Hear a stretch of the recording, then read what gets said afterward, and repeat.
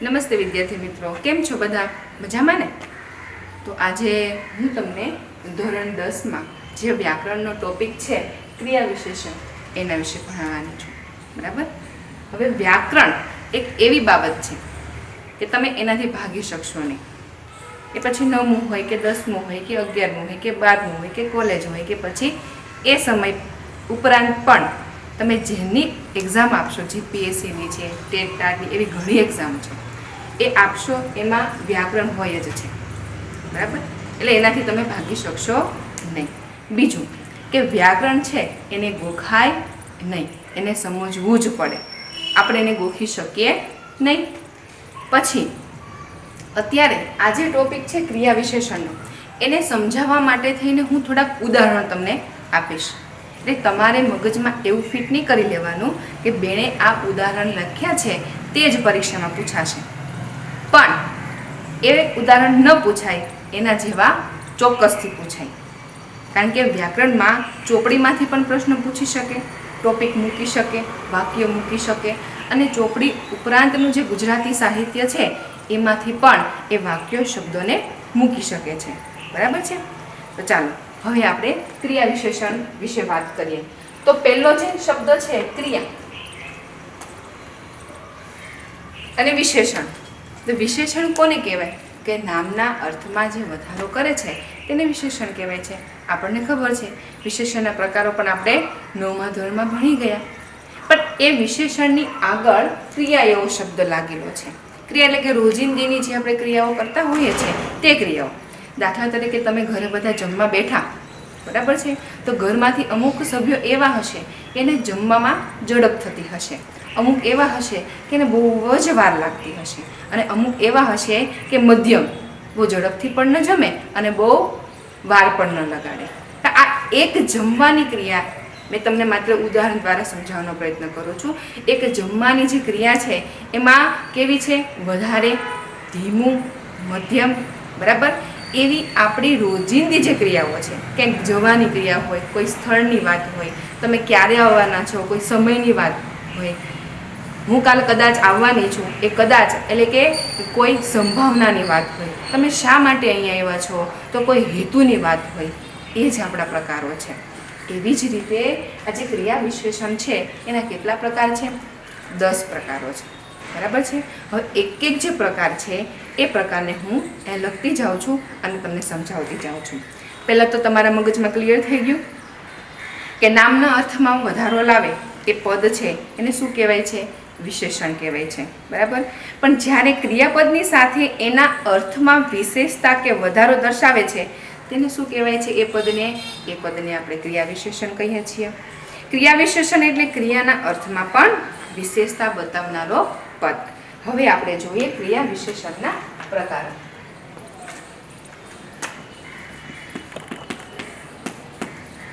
તેમાંથી પહેલો પ્રકાર છે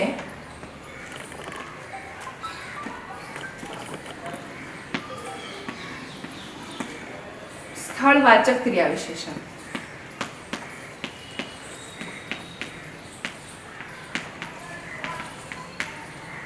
હવે સ્થળવાચક ક્રિયા વિશેષણ કોને કહેવાય? તો કે કોઈ પણ વાક્યમાં જે પદ છે એ ક્રિયાનું સ્થળ દર્શાવતું હોય. બરાબર છે? દાખલા તરીકે નજીક, પાસે, દૂર, ઉપર, નીચે, હેઠળ, અહીં, આવા જે શબ્દ પ્રયોગો છે એ વાક્યમાં ઉપયોગ થતો હોય છે. એટલે જે પદ ક્રિયાનું સ્થળ દર્શાવે છે તેને શું કહેવાય છે? સ્થળવાચક ક્રિયા વિશેષણ કહેવાય છે. આપણે એક ઉદાહરણ અહીંયા લખીએ. બરાબર છે? અમારું ઘર પાસે જ છે. તો પ્રશ્ન પૂછીએ આપણે, અમારું ઘર ક્યાં છે? તો કે પાસે જ છે. તો આ જે પાસે છે એ શું છે? આપણું સ્થળવાચક ક્રિયા વિશેષણ છે. બરાબર છે? એવી જ રીતે બીજું વાક્ય લખું.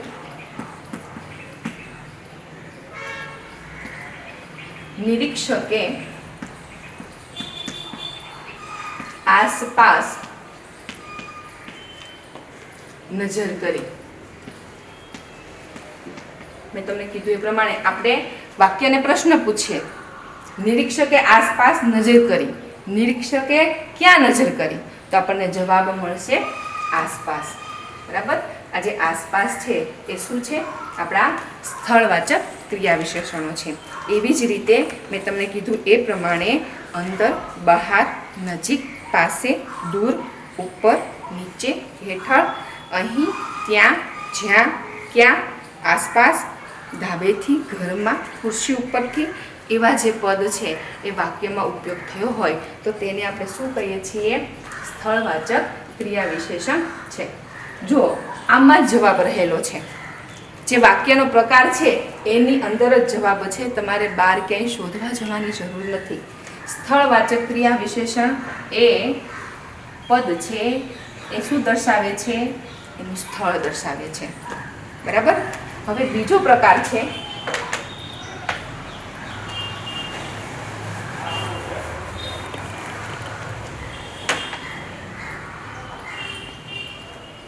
એ છે સમયવાચક.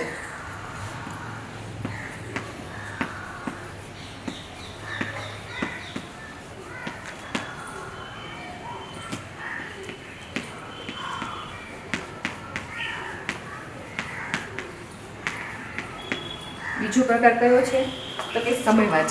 તો આ જે પદ છે એ ક્રિયામાં જે પદ ક્રિયાનો સમય દર્શાવે છે. બરાબર છે. દાખલા તરીકે હું શાળાએ કદી ગયો નથી. એટલે ઉડીને આંખે વળગે તેવું છે વાક્યમાંથી આપણું જે સમયવાચકનું ક્રિયા વિશેષણ છે તે. હું કદી એટલે કે કદી છે એ શું છે? સમયવાચક ક્રિયા વિશેષણ. તો બીજું ઉદાહરણ લઈએ તો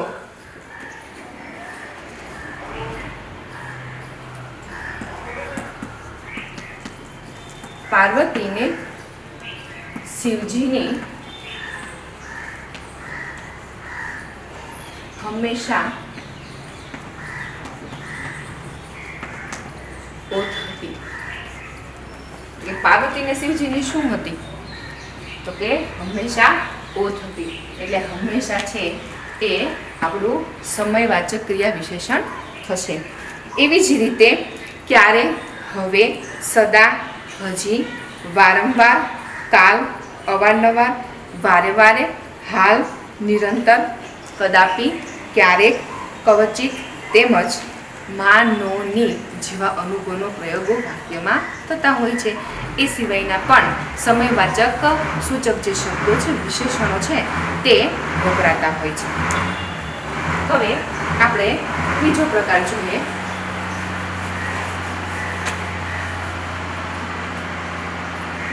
ત્રીજો પ્રકાર છે રીતિવાચક.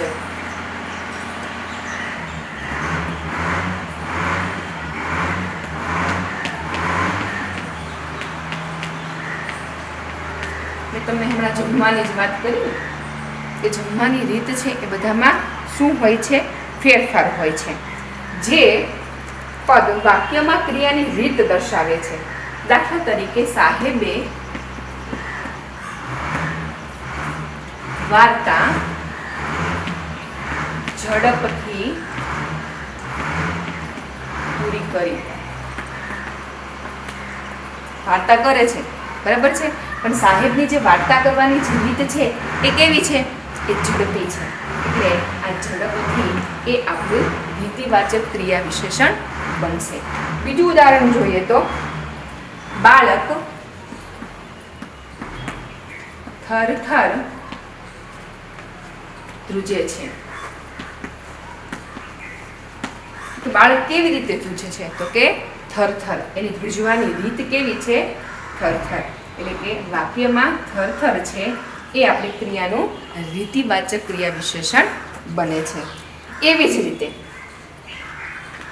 ચૂપચાપ, ઘટક ઘટક, તાબડતોબ, આમ, માંડ, તરત, જલ્દી, અડોઅડ, મોજથી, પડ્યો પડ્યો, ફળફળ, તે પ્રમાણે, અમથો, એમ કેમ, જેમ તેમ, ગુપચુપ, તરતો તરત, ચાલીને પ્રેમથી વગેરે આ છે વાક્યમાં વપરાતા ક્રિયા વિશેષણો છે.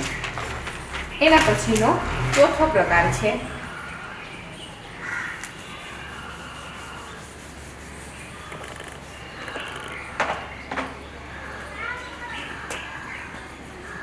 ક્રમવાચક.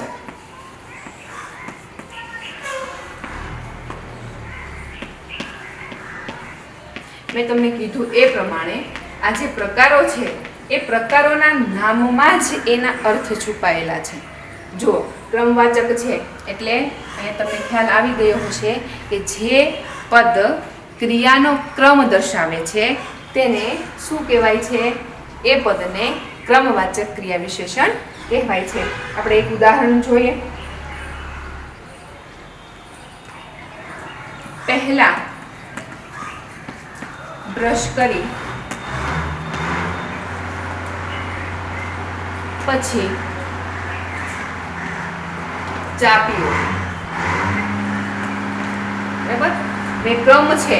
અહીંયા ઉડીને આખી વળગે તેવા શબ્દો છે પહેલા અને પછી. એટલે કે ક્રમવાચક આ જે ક્રિયા છે એમાં આ પહેલા અને પછી છે એ ક્રમ દર્શાવે છે. એના પછીનું ઉદાહરણ જોઈએ તો ગાય તેની પાછળ દોડતી હતી. એટલે આમાં જે પાછળ શબ્દ છે એ આપણું કેવું બનશે? ક્રમવાચક ક્રિયા વિશેષણ બનશે. જે વાક્યમાં જે પદ ક્રિયાના સ્થળ કે સમયનો ક્રમ દર્શાવે છે તેને આપણે ક્રમવાચક ક્રિયા વિશેષણ કહીશું. એવી જ રીતે આગળ પાછળ સ્થળનો ઉલ્લેખ કરે છે, પહેલા, પછી, અગાઉ ક્રિયાના સમય દર્શાવે છે કે પૂર્વે કે આગલે દિવસે, ત્યારબાદ, વહેલી સવારે, આરંભે, અંતે, છેવટે, છેલ્લો, પહેલો આવા જે શબ્દો છે એ વાક્યોમાં પ્રયોજાય તો એ આપણા ક્રમવાચક ક્રિયા વિશેષણો કહેવાય. બરાબર? એના પછીનું પાંચમું છે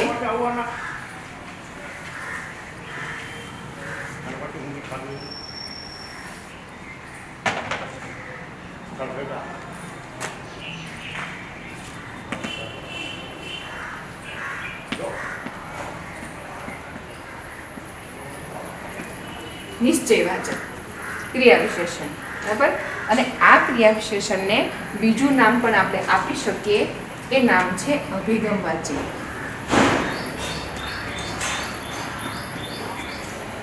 બરાબર? પરીક્ષામાં આવો બીજો શબ્દનો પ્રયોગ થયો હોય તમે ન અટવાઓ એટલા માટે નિશ્ચયવાચકને અભિગમવાચી પણ કહેવાય છે. આ જે પ્રકાર છે એની અંદર જ એનો અર્થ છુપાયેલો છે. નિશ્ચય એટલે કે નક્કી કરવું. જે પદ ક્રિયા થવાનો નિશ્ચય બતાવે છે, જે પદ ક્રિયા થવાનો નિશ્ચય બતાવે છે તેને આપણે શું કહીએ છીએ? નિશ્ચયવાચી અથવા તો અભિગમવાચી ક્રિયા વિશેષણ કહીશું. દાખલા તરીકે તે કોલેજમાં ખરેખર ચાલી ગઈ.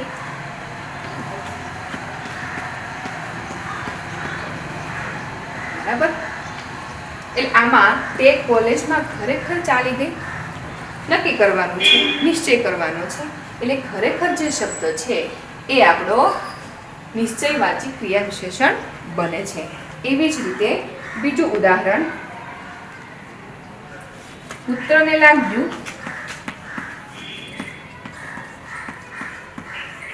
પપ્પા જરૂર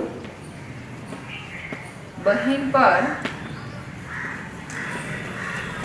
ગુસ્સે થશે. બરાબર? આમાં કયો શબ્દ આવશે? જરૂર જે શબ્દ છે એ શબ્દ આપણો નિશ્ચયવાચક ક્રિયા વિશેષણ બને છે.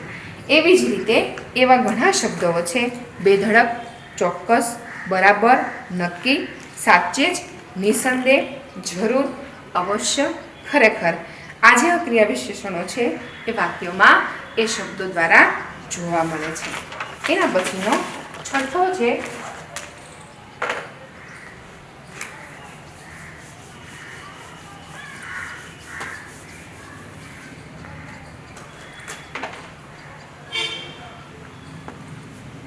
સ્વીકારવાચક.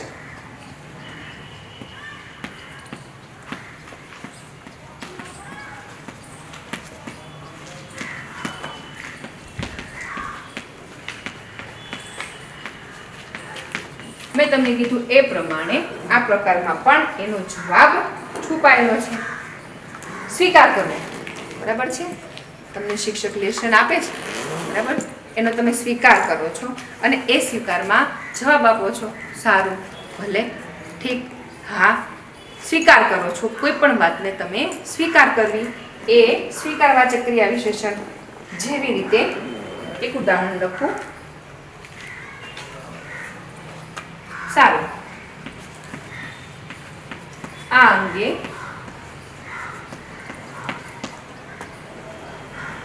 ટૂંક સમયમાં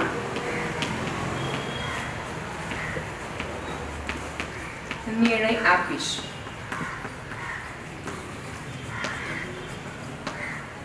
ને કોઈ પણ વાતને સમર્થન આપવું, સ્વીકાર કરવો. એટલે આ સારું જે શબ્દ છે એ આપણું સ્વીકારવાચક ક્રિયા વિશેષણ બને છે. બીજું ઉદાહરણ છે, ભલે હું એમને છૂટા નહીં કરું. કોઈ પણ વાતનું સમર્થન આપવું એ ભલે, સારું, ભલે, ઠીક, છો, વારું, હા, આવા જે શબ્દો છે એ ક્રિયા વિશેષણ તરીકે વાક્યમાં ઉપયોગમાં લેવાય છે, બરાબર. એના પછીનો સાતમો જે આપણો પ્રકાર છે એ સાતમો પ્રકાર છે નકારવાચક ક્રિયા વિશેષણ. સાવ સહેલામાં સહેલા આ બધા વિશેષણો છે. જો પ્રકાર તમને યાદ રહી જશે એટલે પ્રકારમાં જ જવાબ બધા છુપાયેલા છે. સાતમું નકારવાચક ક્રિયા વિશેષણ. જેવી રીતે આગળ આપણે છઠ્ઠામાં વાતનો સ્વીકાર કર્યો, એવી રીતે કોઈ પણ વાતને નકારમાં કહેવી નહીં, ના, નથી. આવા જે પદો છે એ વાક્યમાં ઉપયોગમાં આવે તો શું સમજવાનું? નકારવાચક ક્રિયા વિશેષણ. નકારવાચક ક્રિયા વિશેષણને બીજી રીતે નિષેધવાચક ક્રિયા વિશેષણ તરીકે પણ ઓળખાય છે. તમને 9મા ધોરણમાં ખ્યાલ હોય તો નિષેધ વાક્ય રચના બનાવો. આજ્ઞાર્થ, વિધ્યર્થ, પ્રશ્નાર્થ, ઉદ્ગાર. એમાં નિષેધ વાક્ય રચનામાં નકારનો ઉલ્લેખ થતો હોય એ જ શબ્દ. ઉદાહરણ તરીકે, તું બહુ બોલીશ નહીં.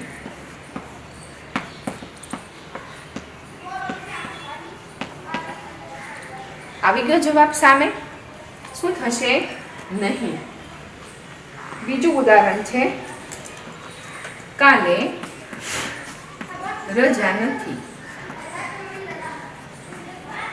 બરાબર, એ નથી છે એ આપણું નકારવાચક ક્રિયા વિશેષણ બનશે.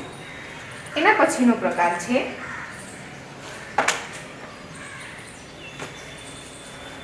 સંભાવનાવાચક. સંભાવના, કલ્પના. આઠમું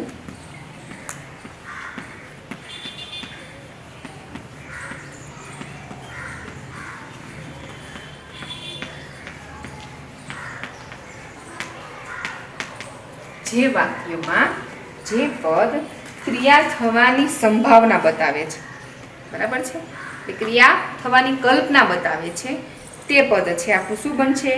ક્રિયા વિશેષણ બનશે. દાખલા તરીકે હું ઉદાહરણ આપું. કદાચ કાલે વરસાદ આવશે.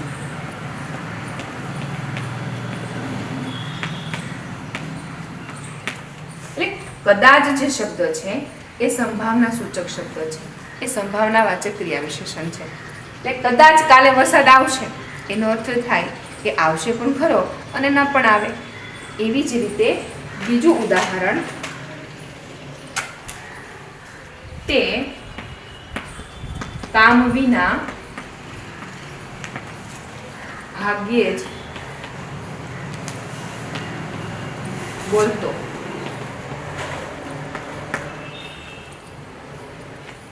ભાગ્યે જ શબ્દ છે એ શું છે?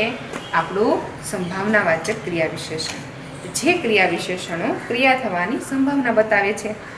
બનતા સુધી, ભાગ્યે, કદાપી, જાણે, રખે, શકે એ પદો છે એ ક્રિયા થવાની સંભાવના દર્શાવે છે. અને સંભાવનાને ક્રિયા વિશેષણને બીજું નામ છે સંશયવાચક. સંશયવાચક ક્રિયા વિશેષણ તરીકે પણ ઓળખવામાં આવે છે. બરાબર? એટલે ઘણીવાર પરીક્ષામાં આવા શબ્દોથી પૂછ્યો હોય પ્રશ્ન તો તમને ખ્યાલ રહે. એના પછીનો 9મો છે પ્રમાણવાચક ક્રિયા વિશેષણ.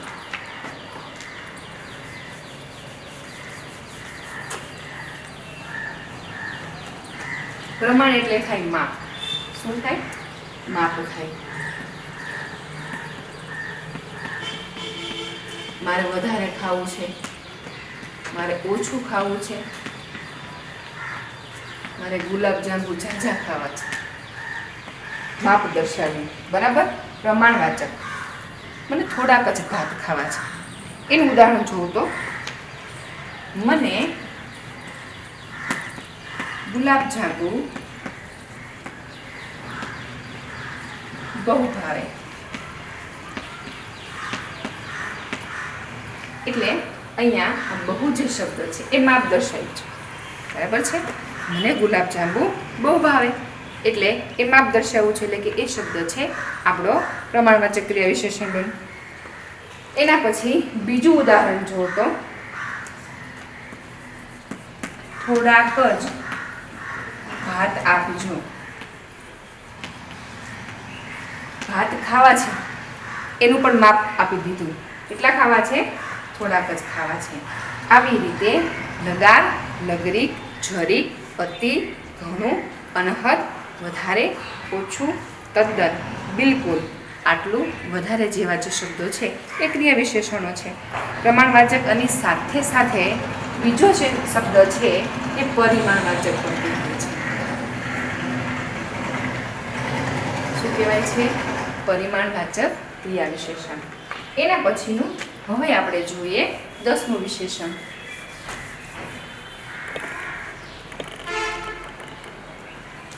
10મું વિશેષણ છે કારણવાચક.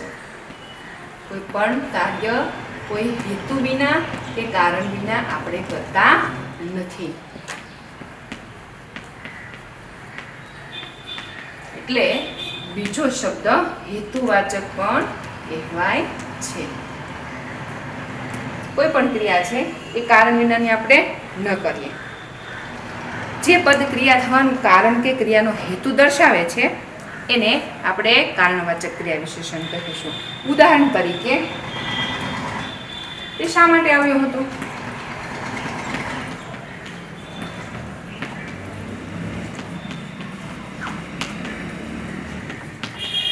એટલે શા માટે એ શું છે?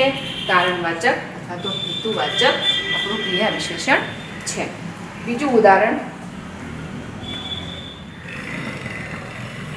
તમે કેમ આવ્યા? વાક્યમાંથી કંઈક જાણવાની ઈચ્છા હોય. કેમ એ શું છે? આપણું કારણવાચક અથવા તો હેતુવાચક.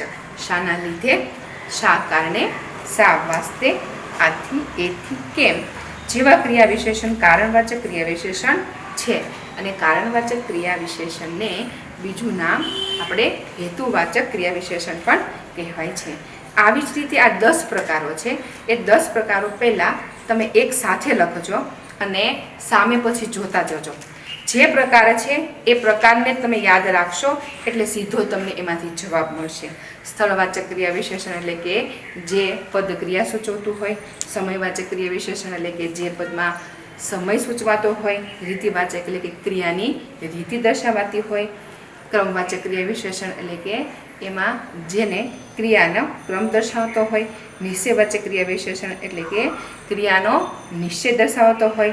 સ્વીકારવાચક ક્રિયા વિશેષણ એટલે કે જે પદ છે એ ક્રિયાનો કરવાનો સ્વીકાર દર્શાવતો હોય. નકારવાચક ક્રિયા વિશેષણ એટલે કે જે પદ ક્રિયાનો નકાર સૂચવતો હોય. સંભાવનાવાચક ક્રિયા વિશેષણ એટલે કે જે પદ ક્રિયાનો સંભાવના સૂચવતો હોય. પ્રમાણ એટલે કે માપ. પ્રમાણવાચક ક્રિયા વિશેષણ એટલે કે જે પદ ક્રિયાનો મેન શું છે, આપણી જે ક્રિયા છે એ ક્રિયાનો માપ દર્શાવતું હોય, પ્રમાણ દર્શાવતું હોય. અને કારણવાચક ક્રિયા વિશેષણ એટલે જે પદ ક્રિયાનું કારણ અથવા તો હેતુ દર્શાવતો હોય. બરાબર, આ થઈ આપણા ક્રિયા વિશેષણો. તમે બધા વ્યાકરણની બુકમાં આખી જે નોંધ છે એ નોંધ બનાવી લેજો. નમસ્તે.